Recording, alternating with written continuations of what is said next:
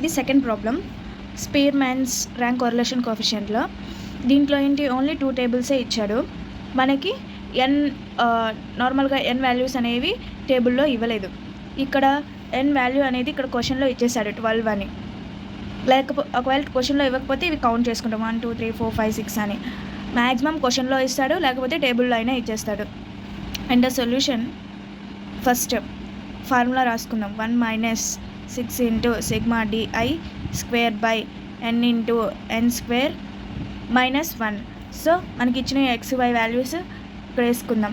XY and 1 2 3 4 5 6 7 8 9 10 11 12.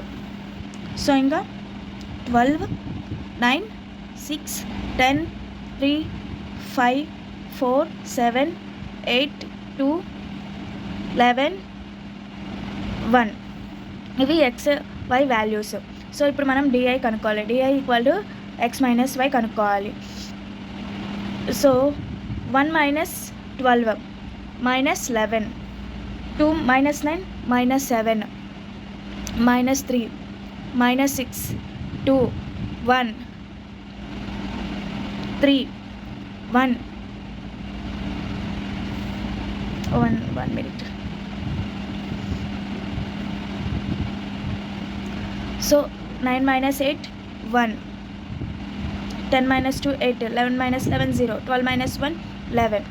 ఇప్పుడు DI square కనుక్కుందాం.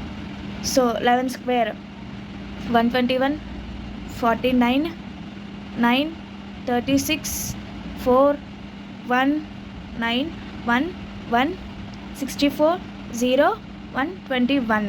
ఇప్పుడు మనకి డిఐ స్క్వేర్ సమ్ కావాలి. So sigma d i square total ఎంత వస్తుంది? 416. ఇవంతా కౌంట్ చేస్తే 416 వచ్చింది.